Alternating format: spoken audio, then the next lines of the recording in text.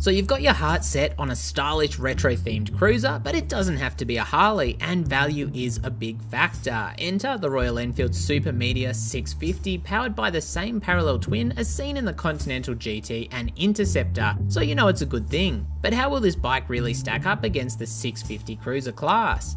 At first glance, this could be the best beginner and even intermediate cruiser available for those who like a traditional look, but that's in the context of most new cruisers being very modern in comparison and failing on that particular feature. Value is likely to be a strong point too, unless Royal Enfield decide to add some big cruiser premium, which would be sad to see indeed. So a parallel twin, the Traditionalist's Re, that's not a real cruiser, but bear with me here. The Super Meteor is actually quite cool. And if you're really a free-thinking, non-conformist rebel with a strong independent streak who needs a steed to match, you definitely won't be listening to those trying to force you to conform to their choices, right? Now obviously the Super Meteor looks the business, air-cooled engine, wide but teardrop-shaped tank, single headlight, dual exhausts, and a finish quality which in the images provided looks a step above the 650 naked bikes when I last tested them, which was a couple of years ago. Royal Enfield have certainly been lifting their game as they've expanded their international offerings, and the Super Meteor looks like the latest evolution. That 648cc parallel twin should produce just under 50 horsepower and just over 50 Nm of torque, with the vast majority of that torque available nice and low in the rev range. Sure, it won't quite have the same character as a V-twin, but we're told Royal Enfield have modified the gearing and mapping to suit the cruiser. I'd have thought lower gearing for a bit more grunt, but Royal Enfield have said the bike will happily lope along at highway speeds too, and to be fair, this bike should leave the old traditional 650 cruisers in the dust from a performance perspective. Naturally, there's a 6-speed gearbox, as talking cruisers that probably does warrant mentioning, alongside chain final drive. So think something more in line with the Vulcan S, 502C, or Rebel 500. We see a 19-inch front and a 16-inch rear, both alloy rather than spoked wheels, and there's a single disc brake front and rear, with ABS to make an appearance, as it's required in many markets these days. America is likely to be the exception there, if anyone gets a variant without the ABS.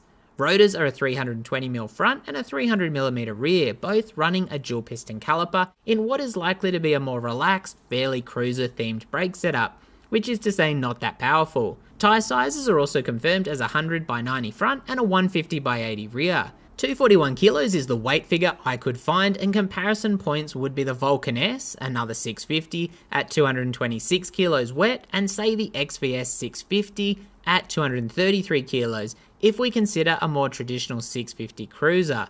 Seat height is also a relatively manageable 740mm, which suggests a roomier seating position between the seat and forward controls, if with a slightly longer reach to the ground. That's short for a naked bike, but probably a bit on the tall side for the cruiser segment, where around the 700mm mark is quite common, especially on these smaller machines. Being a cruiser, weight should be balanced nice and low, largely offsetting being a heftier machine, although for new riders, getting feet down securely in the early stages is always a big confidence boost.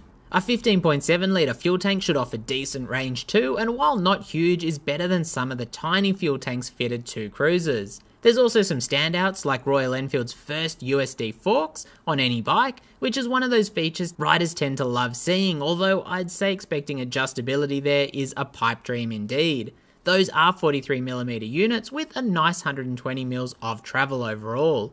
Dual rear shocks are more traditional, and we see preload adjustment here, with the overall ride and ability to serve riders of varying weights the big challenge for Royal Enfield, in a one-size-fits-all approach. And rear travel is 101mm. Cool details include billet switch blocks instead of the fairly ugly and cheap units we see on so many value-driven machines these days, alongside an LED headlight, which to be fair should be a basic expectation in 2023.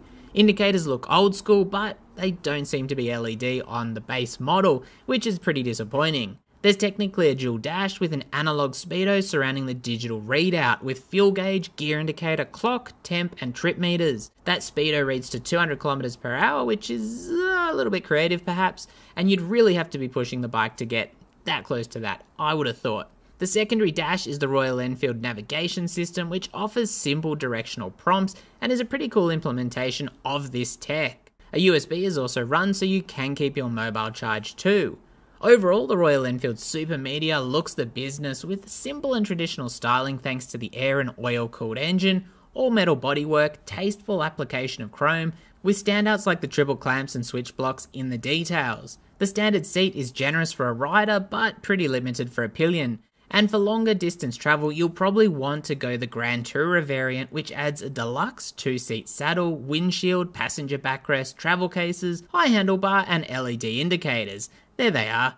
Essentially stuff you can purchase individually as accessories, but likely to offer some savings. The Grand Tourer version of the Super Meteor 650 looks the business too, with the seat, backrest, and screen really adding to the overall style. It kinda reminds me of the Heartbeat motorcycle that Plod used to ride, not as a carbon copy, but kind of in capturing that era of motorcycling.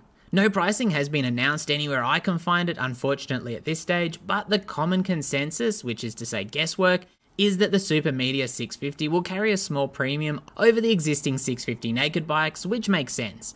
But what do you think? Is Royal Enfield offering something special here, or is there something turning you off even considering the bike?